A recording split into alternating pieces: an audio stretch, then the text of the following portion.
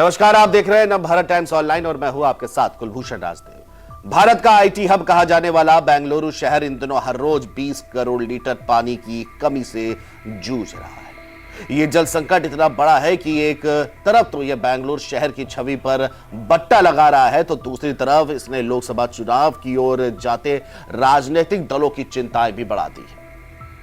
लगभग 1.5 करोड़ की आबादी वाले इस बेंगलोर शहर के लिए कावेरी नदी से 145 करोड़ लीटर पानी 95 किलोमीटर का सफर तय करके कर्नाटक की राजधानी लाया जाता है।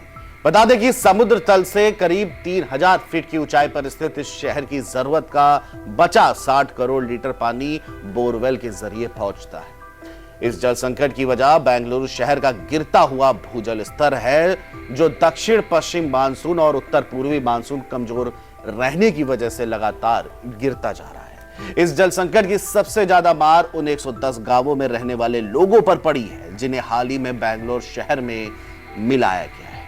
इसके साथ ही दक्षिणी बेंगलुरु की आवासीय कॉलोनियों और बहुमंजिला इमारतों में रहने वाले लोगों को एक नए तरह की जीवन शैली में ढलने के लिए मजबूर किया गया है। यह सब एक ऐसी वक्त पर हो रहा है जब मौसम विभाग एक दौर में भारत के सबसे ठंडे शहरों में शामिल रहे बेंगलुरु शहर में असामान्य रूप से ज्यादा तापमान और लू चलने की बात कह रहा है। कुछ जगहों पर बहुमंजिला इमारतों में रहने वाले लोगों को हफ्ते में सिर्फ 2 दिन ही गाड़ी धुलने की हिदायत दी गई है और कुछ जगहों पर लोगों से तो यह तक कह दिया गया है कि आधी बाल्टी से नहाए और आधी बाल्टी से टॉयलेट साफ करें।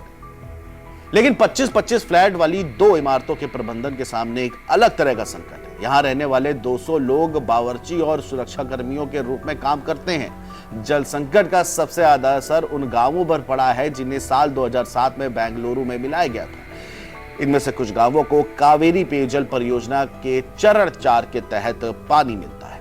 कावेरी चरण 4 परियोजना के तहत महादेवापुरा को 3.5 करोड़ लीटर पानी मिलता है, लेकिन एक आकलन के मुताबिक 2013 से अब तक महादेवापुरा में हर रोज 1000 नए लोग रहने आ रहे हैं। ऐसे में नई बहुमंजिला इमारतें और घर बनाए गए, लेकिन पानी की आपूर्ति उस हिसाब से नहीं बढ़ाई गई और इससे पैदा हुई कमी को पूरा करने के लिए टैंकरों से पानी मंगाना शुरू किया गया। एक वैश्विक आईटी कंपनी के लिए काम करने वाली एक महिला कर्मी कहती है कि हमने पिछले 6 से 8 महीनों से कावेरी का पानी मिल रहा था, लेकिन अचानक से यह पानी आना ही बंद हो गया।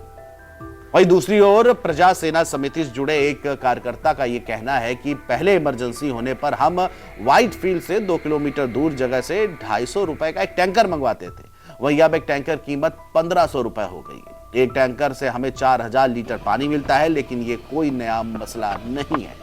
इससे पहले हमें सिर्फ 250 फीट नीचे पानी मिल जाता था, जो अब 1800 फीट नीचे चला गया है। बारिश में कमी की वजह से बेंगलुरु शहर का भूजल का स्तर है वो कितना गिर गया है वो आप खुद समझ सकते हैं। वहीं इन इलाकों के साथ साथ शहर के कई झीलें भी सूख चुकी हैं। इनमें से सिर्फ वही बच सकी हैं जिन्हें बचाने के लिए या तो सिविल सोसाइटी आगे आई या कोई एनजीओ ने बढ़ चढ़ कर काम किया।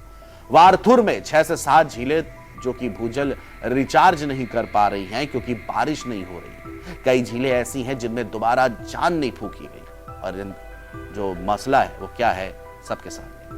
बेंगलुरु शहर के अधिकारी और सामाजिक कार्यकर्ता ये मानते हैं कि जल संकट अगले 100 दिन से ज्यादा नहीं चलेगा, हालांकि ये सिर्फ अनुमान है।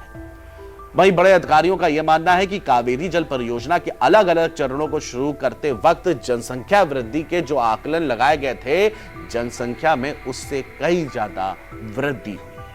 बेंगलुरु जलापूर्ति और सीवेज बोर्ड के चेयरमैन तो ये कहते हैं कि कावेरी जल परियोजना पर इस समय काफी दबाव है।